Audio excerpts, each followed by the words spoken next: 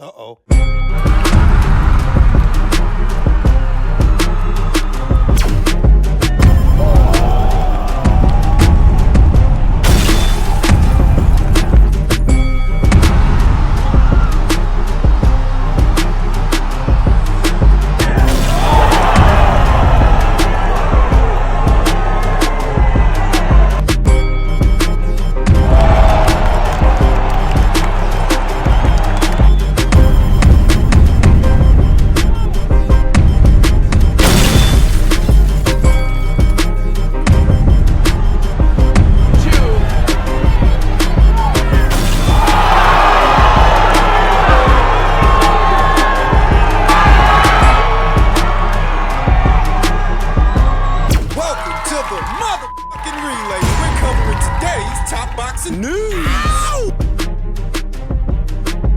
Okay, we'll start with this. A look at the future plans of newly crowned, inaugural, undisputed flyweight champion Gabriela Fundora, who was asked via her Instagram stories, "Now you're undisputed champion. Do you want to be champion in another division?" To which she promptly responded, "Of course. Sky's the limit." You didn't need to be Nostradamus to see this one coming. That now that she's collected all the belts at flyweight, she wants to do the same thing somewhere else. Presumably at super flyweight. For an undisputed champion that's moving up in weight, they can pretty much have their pick of the litter. The IBF route, the WBA route, WBO, WBC, you name it. For an undisputed champion, there are 4 reigning champions in the women's super flyweight division. Clara Lescurat of Argentina, who's got the WBA. Ashley Gonzalez of Mexico, who's got the WBC.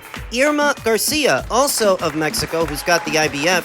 And Mizuki Hiruta of Japan. She's got the WBO. You will have often heard me say that this is a division that has remained divided because none of these champions are with a major promotional outfit like Gabby Fundora is. Gabby's with Golden Boy. She boxes on DAZN. Whereas these girls, these champions, they don't have a major promoter behind them, a major push, and thus it's hard to make things happen like unification matches, an undisputed run. Without money, it's just not gonna happen. So if they're not pushing for undisputed, what are they doing? What have these champions been up to? We haven't heard much from Clara Lescurat in recent weeks and recent months, the reigning WBA champion. I'm not sure what she's up to. Reigning WBC champion Ashley Gonzalez is set to see action this week at the World Boxing Council's annual convention, where she will face former EBU champion Mary Romero. In defense of her WBC title, that's what the WBC champion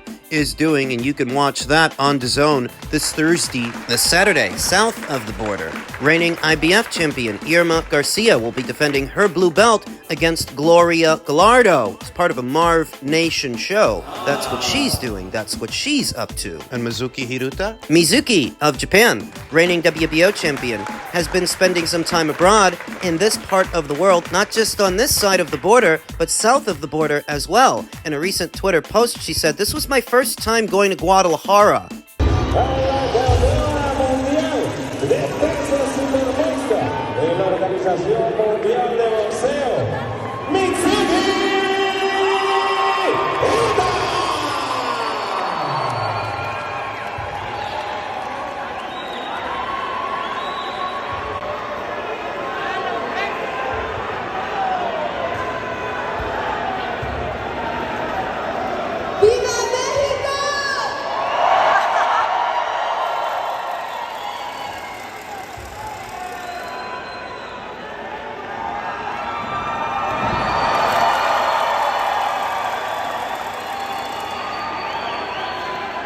Mizuki continued, "I was able to experience not only practice, but also various other things. Manny took me to the Lucha Libre professional wrestling show, and I was suddenly introduced in the ring. I shouted Viva Mexico and did a backflip and received a huge cheer. Seriously, Viva Mexico and gracias." And that's what Mizuki's been up to. She's trying to broaden her horizons to round out as a fighter. She's been training with veteran trainer Manny Robles, and given that she's a puncher and an aggressive fighter, it suits her to adopt Mexican pressure fighting as a style. Could be a match made in heaven, and that is what Mizuki Hiruta, the WBO champion, has been up to. So when you think about Gabby Fundora potentially moving up in weight and challenging any one of these reigning champions.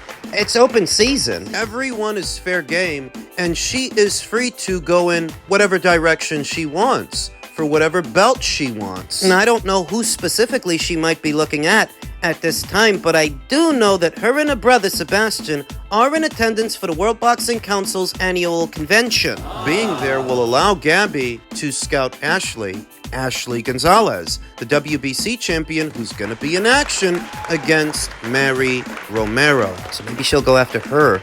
America's own Virginia Fuchs is the WBC's interim champion. She's in the queue. She's in line to challenge Ashley Gonzalez, but she also suffered a gruesome injury to her thumb in her last fight, the Adelaida Ruiz fight. So she's going to be out of commission for the near future. So perhaps in between the time it takes Virginia to heal up and come back, Gabby might challenge Ashley for the belt, provided that Ashley can keep it this Thursday. Might move on to defend it against Gabby at some point in the first or second quarter of next year. That wouldn't surprise me. At minimum, we know Gabby has every intention of moving up in weight and going on another undisputed run. And with Golden Boy Promotions behind her, she can do it. She stands a legitimate chance of beating any one of these four champions. Gabby's the real thing. I'm looking forward to seeing the next chapter in her budding boxing career. Crawford. Elsewhere in the world of boxing, Teofimo Lopez took to his social media and stated, "To all you fighters, understand, what I am pursuing is far greater than being great. It is the epitome of doing what is right as a lineal world champion. So understand this, Turkey LL Sheik, and to your real bosses, I am that I am, a world-class champion." What's he tagging Turkey for? To tell him that he's the Alpha and the Omega, I guess. I am that I am? Quoting scripture, are we? Well, thank you very much, Nebuchadnezzar. Teofimo continued, "I frax with you, Jaron Ennis, and your father, Bozy. However, if it gots to go with our careers, I've got to do what's best and take over. I have a youngin', and he needs to see the best example of what a true fighter is. Nothing but love from this side, B. Just straight business." As it pertains to the proposed fight between him and Jaron Ennis, I have my reservations, I have my suspicions, because if what Teofimo really wants is a welterweight title, there's a welterweight champion right there on his side of the street. And making a fight with him in-house would be a lot easier than trying to make a fight with a matchroom fighter. So I'm not completely sure that I trust what Teofimo Lopez's intentions are. Boxing insider Rick Glacier chimed in on the fight saying, "There's talk of an interesting fight, Bouts Ennis versus Teofimo Lopez, but it's being said it would be a pay-per-view main event. In my opinion, that is not a pay-per-view fight. Good luck to those that think it should be pay-per-view." Wow, Rick doesn't think it's pay-per-view worthy. Mike Kopinger said the same thing. Veteran boxing scribe Mike Kopinger said, "Great fight if it happens, but it certainly doesn't belong on pay-per-view." Guy who goes by the name Toe Nose asked, "What's your criteria for belonging on pay-per-view?" To which Mike responded, "Fights that will generate 300,000 and up. But in a perfect world, that number is more like 1 million. Pay-per-view should be reserved for mega fights. Otherwise, you're just shrinking the boxing audience." How many times have you heard me say that here on this channel the last 4 or 5 years, as the PBC did their part to oversaturate the market with too many box office fights? How many times? Mike's bang on the money. 300,000 pay-per-view buys is a good earmark.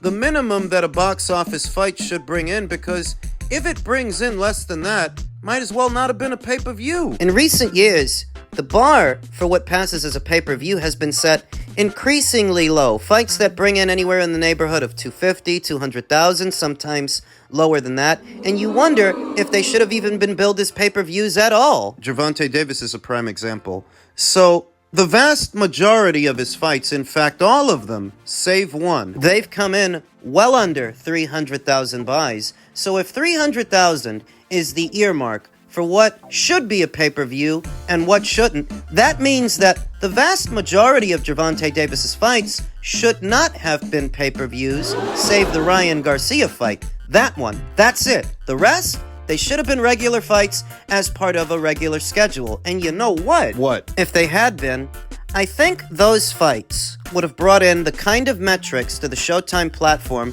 that could have kept them in boxing. You put Gervonta Davis in there with Yuriorkis Gamboa, Aurelio Santa Cruz, Mario Barrios. You're not going to sell but so much, but as part of a regular schedule, you could probably bring in 1 million viewers for each one of those fights. How's that work? Because you can't charge people $75 to $80 at a time for fights they weren't asking for. You have to meet an actual demand with a pay-per-view. Ideally. And while no one was demanding that he fight those particular fighters, if the fight is accessible, if it doesn't cost you an arm and a leg to watch it, you might. And that will show up in the viewing figures. The higher-ups at Showtime will look at those metrics and say, wow, a little over 1 million viewers on a Saturday night, or close to 1 million viewers? This is good. We need to invest more into this content. If you can do that consistently over time with a regular schedule, that's what benefits a platform the most. The regular fights,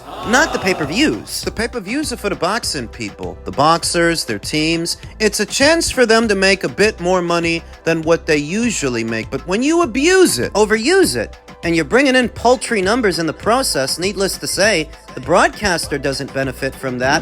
Boxing as a product, it don't benefit from that either. You're already sacrificing a sizable portion of the boxing audience by putting a fight behind a paywall. So when you do, it's gotta be worth it. And if it isn't, over time, boxing suffers for it. So if 300,000 buys is the earmark for what belongs on pay-per-view and what doesn't, by that reckoning, most of Gervonta Davis's fights shouldn't have been pay-per-views, save one, the Ryan Garcia fight.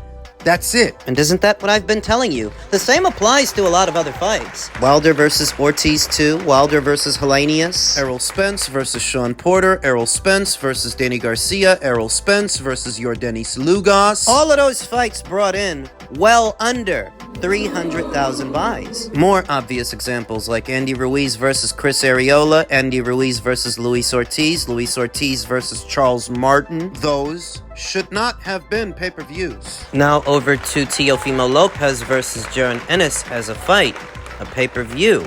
Is that pay-per-view worthy? If you do it, does it bring in under 300,000 pay-per-view buys? Neither one of these two guys have ever been on pay-per-view, so it's very hard to know. But between two very big platforms like ESPN and DAZN, both promoting the same show, two very big promotional outfits, Top Rank and Matchroom, consider this. In America, Wilder vs. Fury 1 only had one distributor. That pay-per-view brought in a little over 300,000 pay-per-view buys. But when Top Rank and ESPN got involved for the second fight, it did more than double that number. 800,000 pay-per-view buys. The fight itself was still a categorical flop because they spent too much money to make it, and that's another story. Focus up. But you see what I mean? With only one distributor, it brought in a little over 300,000. With two distributors, it did more than double that number. So I would say that with the right promotional push on both platforms, it could do 300,000. It could. Theoretically. Remember that DAZN is a global streaming platform. They don't cater to just the Americans. Bitch. Maybe it could, or maybe I'm just being optimistic. Maybe. In men's heavyweight news, unbeaten up-and-comer Moses Itauma believes he is the future of the heavyweight division and British boxing in general. He said, "The sky's the limit for me. I'm 19 years old, and I do believe I'm the future of the heavyweight division and British boxing in general. I want to be climbing the rankings and get myself to a world title. That's what I'm in this game for." 19 years old, 20-0 with 10 KOs, and he looks promising. Of all the young unbeaten up-and-comers coming through, Moses really does stand out. He shows a lot. A bit more than, say, Johnny Fisher. And don't get me wrong, Johnny Fisher's good. He's a big, strong kid, fun to watch. But in terms of ceiling and ring craft, I feel like Moses has shown us a bit more than just a hard punch. You know, he's got power like Johnny, but he's got mobility like Justice Hooney, speed, combinations like Justice Hooney, angles. Of all the unbeaten up-and-comers coming through, I feel like Moses has shown us the most. What about Fabio Wardley? Oh, no, wait a minute. Fabio's good. Fabio's really good. But I feel like Fabio is a bit further along than Moses Itauma. It's fair to say that they're from the same crop, the same cycle of fighters, but Fabio does seem a little further along than Moses. He's very good. And he's going to be returning to action one more time before this year is out, later on this month, on the undercard of Fury versus Usyk 2. Opposite the ring, Australian southpaw Dempsey McKean. I like that fight. Part of this is trusting Frank Warren's eye for talent, his discernment. He saw something in Daniel Dubois years ago that a lot of people didn't see, a lot of people didn't agree with. Even after Daniel Dubois suffered his first professional loss to Joe Joyce, he still saw it. Even after he suffered his second professional loss to Alexander Usyk, he still saw it. He didn't cast him aside. And look at him now. IBF champion. Frank saw something in Daniel. And he sees something in Moses. So a part of trusting that Moses could be the future of this division in British boxing is trusting Frank Warren's discernment. 19 years old, in pursuit of world honors. Now, I don't think he's ready for the winner of Usyk versus Fury. I mean, it's safe to say that. And I don't think that he's ready for Daniel, not yet. Though what passes for world title honors these days has been dumbed down a bit in recent years. The other day, in Sofia, Bulgaria, Kubrat Pulev, former Olympian Kubrat Pulev, beat Manuel Char for what was Manuel's WBA regular title, sometimes referred to as a world title, even though it isn't. It's a baby belt. It's a junior whopper. It's the secondary title to Alexander Usyk's full WBA title. That's what it is. But I could see a situation where they make a Moses Itauma versus Kubrat Pulev fight for that WBA title. That could happen. Theoretically, it could. And if it did, I would go with Moses Itauma to win that fight comfortably. I think he could stop Kubrat Pulev, though at the same time, I think given Kubrat's experiences as an amateur and a pro, he could push Moses.